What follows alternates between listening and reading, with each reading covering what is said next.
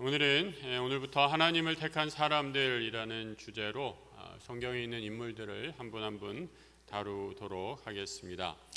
성경에 수많은 믿음의 사람들의 이야기가 있지만 이 가운데 누구를 다룰까 기도하다가 제일 먼저 우리 하나님은 누구신가라는 제목으로 시작을 합니다. 하나님을 우리가 가장 먼저 다루는 이유는 우리 성경에 많은 인물들이 만났던 하나님을 또한 우리도 오늘날 만나기 원함입니다. 성경의 인물들, 그저 성경 속에서 하나님을 만난 옛날 사람들의 이야기가 아니라 이 하나님이 오늘도 우리와 살아계시고 우리 삶에 역사하시는 하나님이시기에 오늘날 우리 삶의 현장에서 살아계신 하나님이 다시 한번 만나시는 그런 은혜가 있기를 기도합니다. 우리 초등학생들, 제가 어렸을 때도 마찬가지고요. 많이 읽는 책 가운데 하나가 위인전이 있습니다. 그 내용들을 이렇게 가만히 살펴보면 여러 가지 어려운 환경에서 어떻게 불굴의 의지와 정신으로 위대한 일을 행했는가라는 내용이 줄을 이루고 있는 것을 보게 됩니다. 저도 참 많이 읽었는데요. 이 위인전을 읽으면서 저한테 드는 생각은 나는 이러지 못하는데 라는 그런 생각이 많이 들었어요.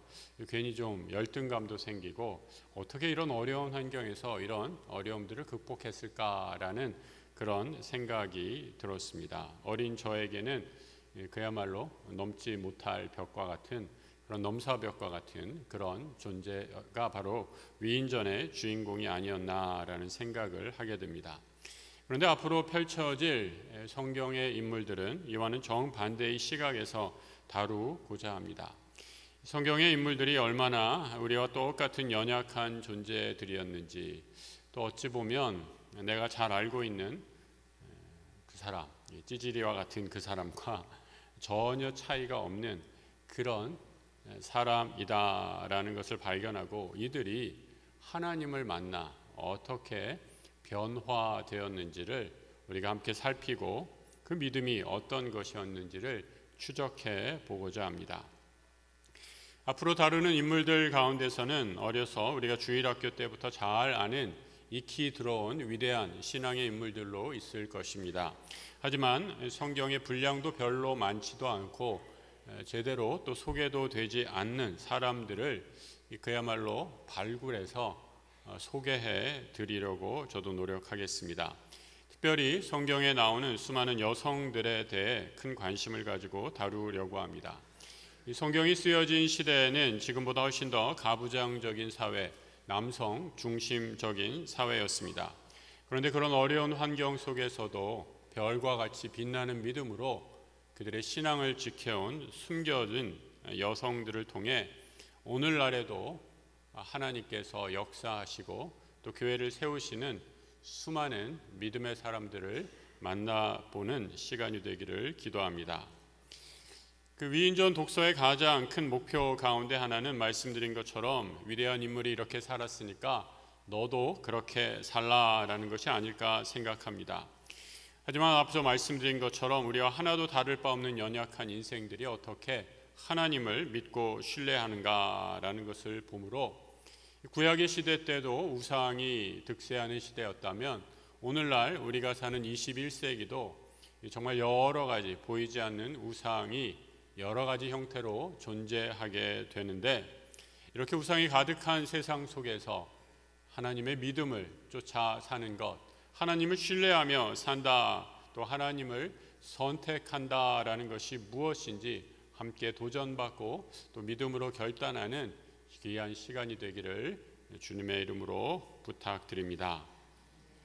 앞으로 수많은 인물들을 다루게 될 터인데요. 그 모든 인물들의 공통점이 한 가지 있습니다. 그들은 모두가 다 하나님을 그들의 삶의 기초로 삼았다라는 것입니다. 창세기 1장 1절은 이렇게 시작하고 있죠. 태초에 하나님이 천지를 창조하시니라. 세상이 시작되기 전에, 인간이 탄생하기 전에 하나님이 세상, 우주 만물을 만드셨다라고 이렇게 말씀합니다. 그래서 인간의 역사는 히스토리, 영어로 이렇게 표현하는데 이 히스토리, 바로 사람의 이야기가 아니라 하나님의 이야기, 하나님이 써 내려가신 인간의 역사가 바로 역사입니다. 창세기의 처음 시작, 하나님은 창조주이심을 선포하고 있습니다. 하나님의 창조, 인간이 만든 것과는 아주 질적으로 차이가 나는 창조임을 보게 되죠. 하나님이 창조를 무로부터의 창조라고 이렇게 표현합니다. 그래서 라틴어로 크리에이토 엑스 니힐로라고 이렇게 표현하고 있죠. 아무것도 없는 곳에서 하나님이 말씀으로 창조하셨다라는 겁니다. 인간이 만드는 것과는 아주 질적으로 큰 차이가 나는 것을 의미하죠. 여러분, 우리가 무엇을 만들 때 꼭 필요한 것, 재료가 있어야 되지 않습니까? 여기 있는 강대상도 나무를 패고 다듬고 또 조각해서 이렇게 강대상 또 의자를 만들 수 있습니다. 조각상도 돌을 끊임없이 다듬어서 아름다운 조각상을 만들 수 있게 되죠. 또 우리가 먹는 밥도, 밥을 하려면 뭐가 있어야 됩니까? 쌀이 있어야지 밥을 먹을 수가 있죠. 우리가 더위에 매일매일 먹는 음료수, 시원한 음료수도 물이 없으면 음료수를 제조할 수 없습니다. 그런데 우리 하나님은 인간과는 달리 아무것도 없는 곳에서 세상을 창조하신 전능하신 하나님이십니다. 사도 바울은 무에서 유를 창조하셨던 하나님, 로마서 4장 17절에서 이렇게 고백하고 있습니다. 같이 한번 읽어보죠.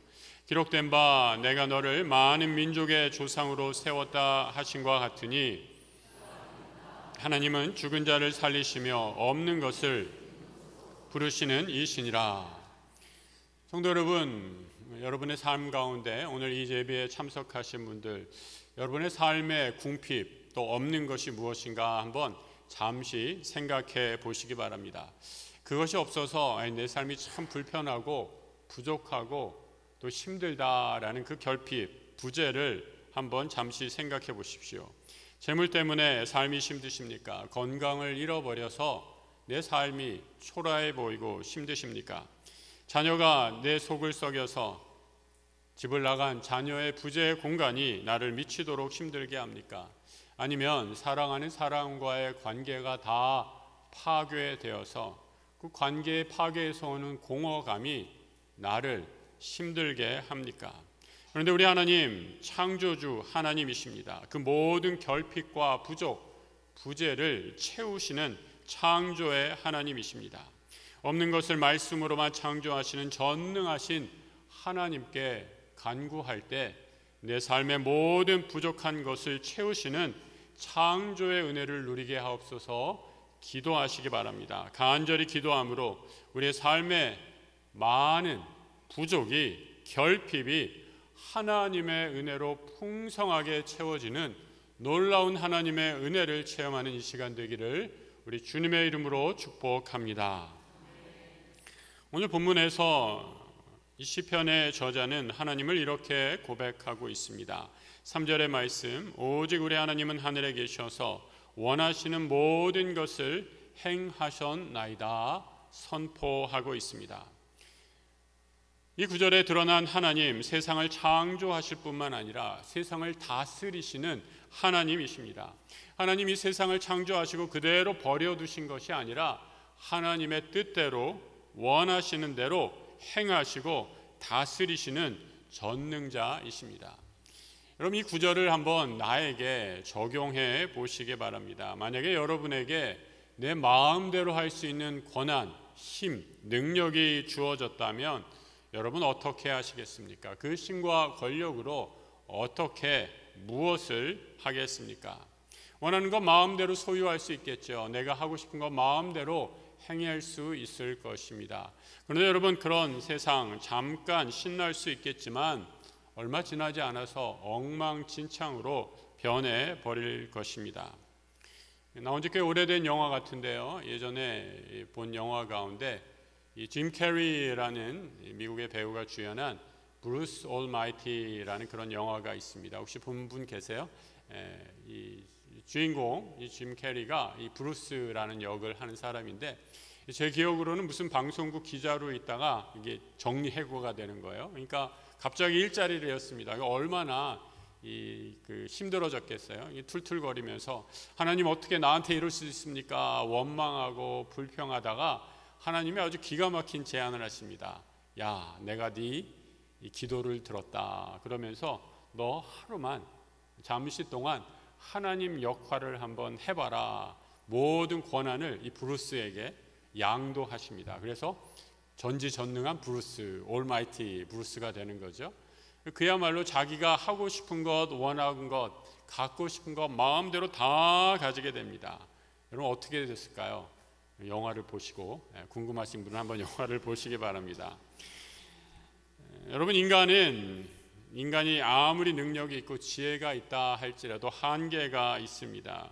그 능력과 지혜 제한적일 수밖에 없죠.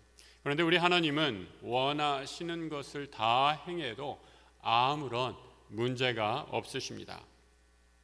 인간이 무한한 능력을 갖추게 되면 제 욕심만을 채우는 이기적인 존재이지만 우리 하나님은 전능하실 뿐만 아니라 자비하신 하나님이십니다. 선인과 악인에게 골고루 비를 내리시는 분이십니다.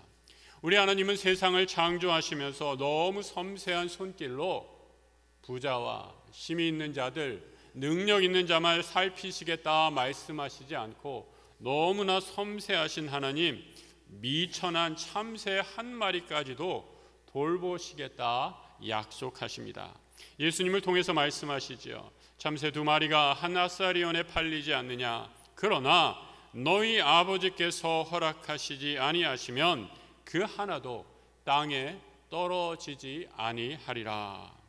능력과 자비하심이 넘치는 하나님께 우리의 인생의 조정관을 맡겨야 우리의 삶이 복되고 온전해질 줄 믿습니다. 전능하시고 죄와 불의에는 조금도 타협이 없으신 거룩한 하나님, 그 거룩과 전능하신 성품은 하나님의 또 다른 성품이신 자비하심, 또 우리를 향한 긍휼하심과 완벽한 조화를 이루고 계십니다. 출애굽기 34장 6절의 말씀입니다. 여호와께서 그의 앞으로 지나시며 선포하시되 여호와라 여호와라 자비롭고 은혜롭고 노하기를 더디하고 인자와 진실이 많은 하나님이라. 거룩하신 하나님은 죄와 타협이 없으신 분이시기에 죄인된 우리를 책임을 물어 바로 진멸하실 수 있습니다. 그렇게 하신다 해도 우리는 아무런 할 말이 없는 죄된 존재들입니다. 그런데 우리 하나님은 그 죄의 대가를 우리에게 묻지 않으시고 자비와 은혜가 넘치셔서 노하기를 더디하시고 우리를 하나님의 자녀로 삼아 주십니다. 전능과 한없는 자비가 공존하시는 하나님 때문에 그 하나님의 은혜로 우리가 흔히 표현하죠. 우리에게 비빌 언덕이 있는 것입니다. 출애굽기 33장 19절의 말씀 또 한번 같이 읽어보겠습니다. 여호와께서 이르시되 내가 내 모든 선한 것을 내 앞으로 지나가게 하고 내 앞에 선포하리라. 나는 은혜 베풀 자에게 은혜를 베풀고 긍휼히 여길 자에게 긍휼을 베푸느니라. 홍해가 갈라지는 것 분명히 기적입니다. 죽은 나사로가 일어나는 것도 분명히 기적 중에 기적입니다. 하지만 더 큰 기적과 은혜는 세상을 창조하신 전능하신 하나님, 그 전능하신 하나님이 나의 죄와 허물에도 무한한 사랑과 용서로 나를 받아주시고 용서해 주시고 자녀 삼아 주셨다는 것, 이것이야말로 기적 중에 기적이요 은혜 중에 은혜입니다. 오늘도 이 은혜, 하나님의 그 사랑을, 자비하심을 체험하며 살아가는 우리 모든 성도들 되시길 축복합니다. 믿음의 사람들은 하나님의 전능과 자비를 체험하는 것뿐만 아니라 하나님의 사랑을 체험합니다. 여러분, 사랑은 특별히 여러 우리 인간이 느낄 수 있는 감정이 있지만 이 사랑은 반드시 체험을 통해서 확인되어야 하는 것이죠. 연애하는 사람이 자기야 나 사랑해 사랑해 라고 이렇게 스윗 토크라고 그러죠. 귀에 달달한 말을 하면서 그 사람과 전혀 시간을 보내지 않고 그 사람을 위해 아무런 행동도 하지 않는다면 여러분 어떻게 되겠습니까?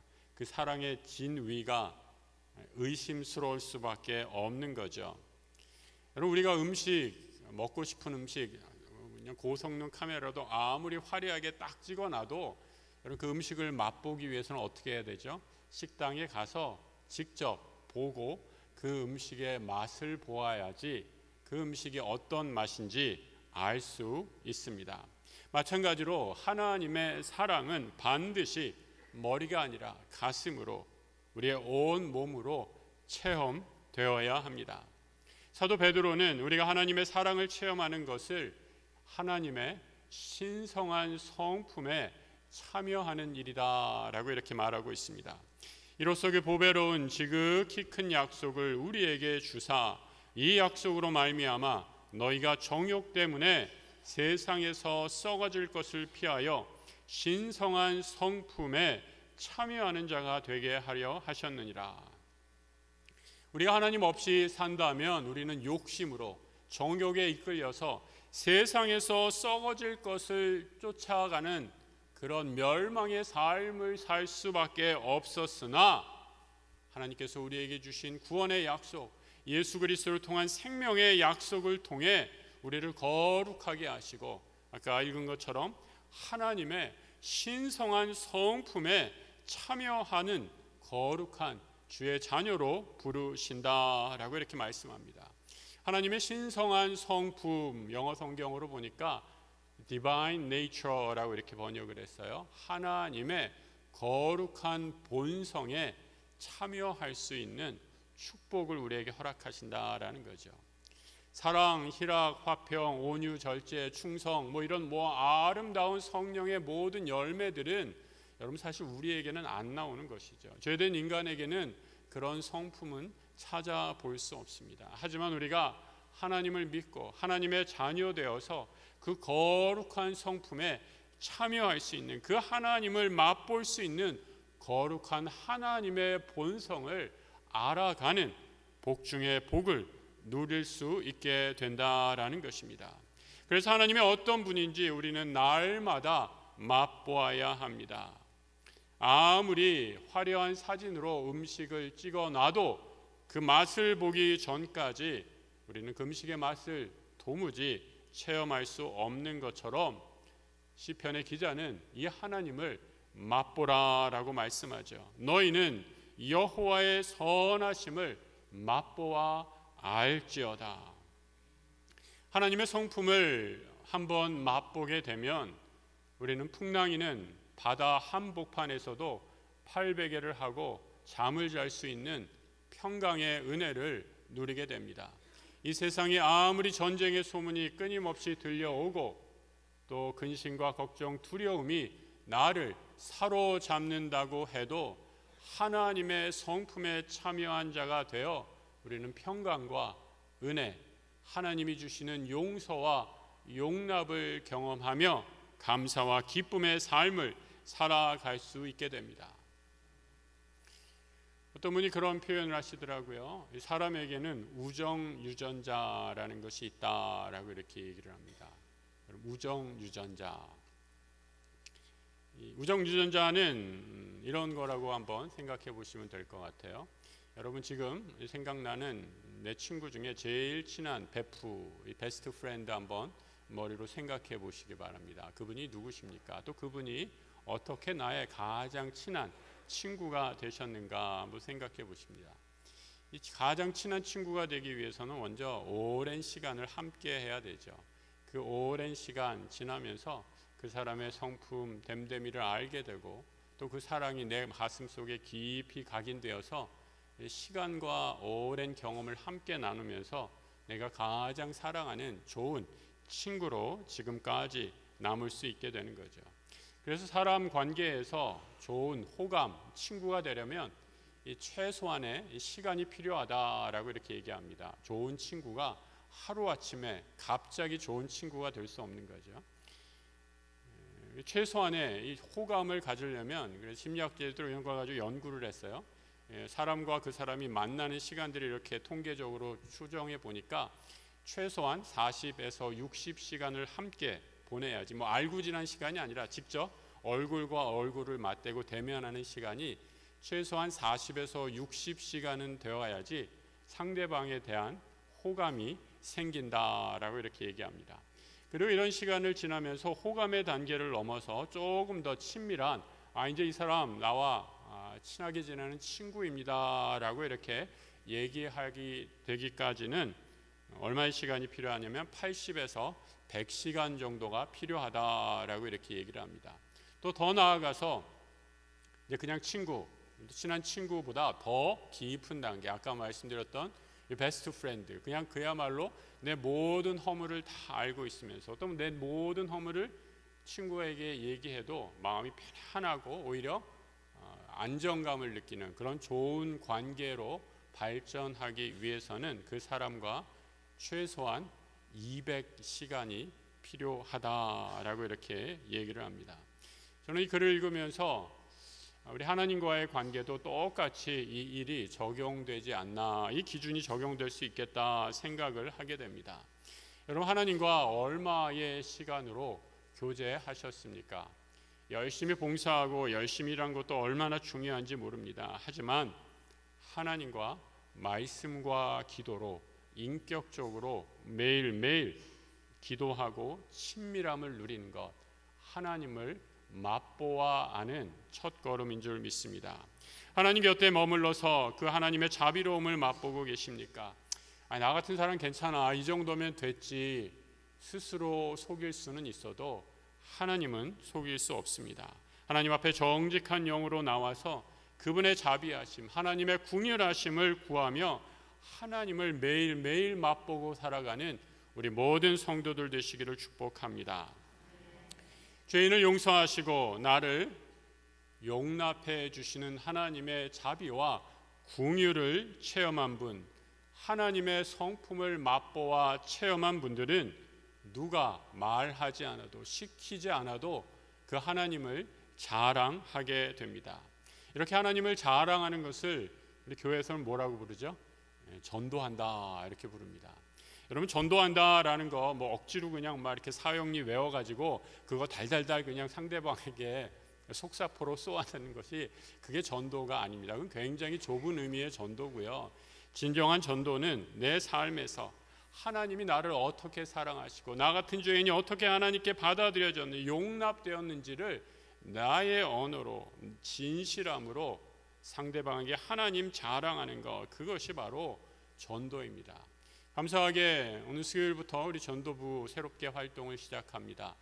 이 바라기는 전도부만 열심히 전도하는 것이 아니라 우리 온 성도들이 여러분의 삶의 자리에서 내가 만난 하나님, 내가 맛본 하나님을 담대하게 자랑하시는, 그래서 우리 교회가 하나님 자랑하는 사람들의 이야기를 듣고 많은 사람들이 주께로 돌아오는 놀라운 구령의 열매들이 맺혀지기를 우리 주님의 이름으로 축복합니다.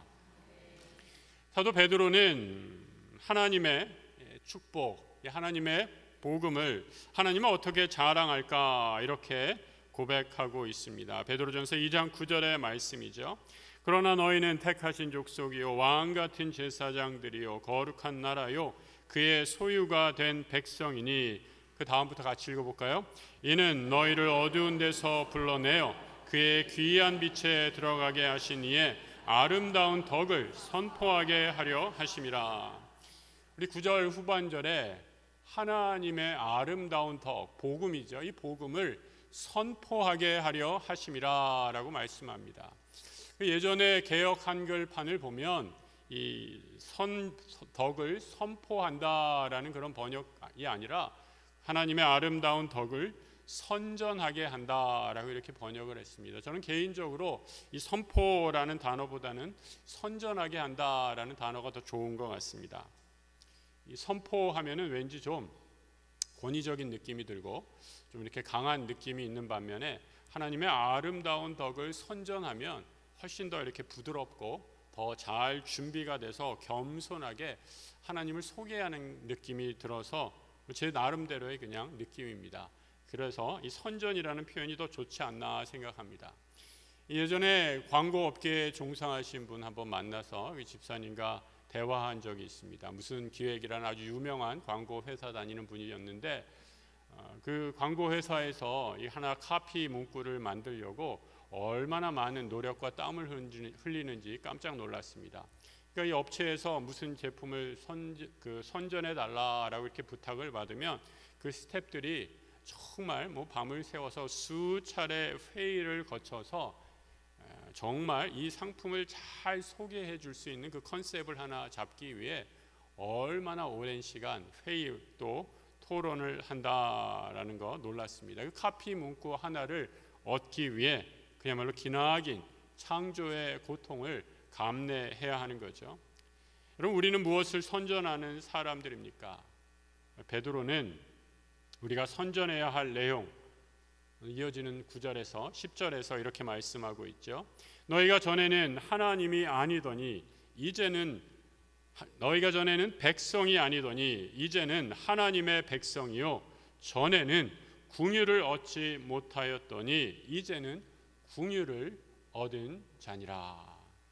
우리가 선전할 것이 무엇인가? 우리의 이전 모습, 내가 하나님의 백성의 자격이 전혀 없는 사람이었는데 이제는 하나님의 백성이 되었습니다. 하나님이 나를 불쌍히 여겨주셔서 그 하나님의 불쌍히 여겨주신 덕분에 내가 오늘 이 자리에, 예배의 자리에 서 있습니다. 그 은혜를 자랑한다, 선전한다 라고 말씀하고 있습니다. 우리를 구원하시려 아들 예수 그리스도를 십자가에 내어주시고 우리를 자녀 삼아 주신 하나님, 내세울 것 하나 없는 존재이지만 하나님이 나를 너무나 불쌍히 여겨주셔서 죄로 죽을 수밖에 없는 멸망의 자식, 어두움의 권세에 사로잡혀 세상 욕심에 따쫓아 살아갈 수밖에 없는 나를 용서해 주시고 한없는 자비로 맞아 주시고 그 거룩한 성품을 알게 해 주셨습니다. 자녀 삼아 주셨습니다. 이 은혜를 자랑하는 것입니다. 오늘 함께 예배드리는 우리 모든 성도들, 하나님의 그 사랑, 자비, 긍휼 날마다 풍성히 맛봄으로써 세상 한복판에 우리 하나님을 자랑하고 그 하나님을 맛본 그 은혜를 세상에 증거하는 하나님 나라의 귀한 백성들 다 되시길 우리 주님의 이름으로 축복합니다. 함께 기도하겠습니다. 하나님 아버지, 성경의 수많은 인물들, 그들의 삶의 연약함과 결핍에서 하나님을 만나 하나님의 우리 삶에 찾아오시는 그 풍성한 은혜를 누렸음을 보게 됩니다. 이 성경의 이야기뿐만이 아니라 이 은혜가 오늘 나의 삶에 똑같이 재현되는 은혜 누리게 하여 주옵소서. 무에서 유를 창조하시고 지금도 내 삶을 풍성한 은혜로 채워주시는 창조주 하나님, 내 삶의 모심으로 날마다 우리에게 베풀어 주시는 하나님의 무한한 사랑과 자비, 은혜를 맛보아 그 하나님만을 자랑하며 살아가는 거룩한 주의 백성 되게 하여 주옵소서. 우리의 찬양의 이유 되신 우리 주 예수 그리스도 이름 받들어 기도드립니다. 아멘.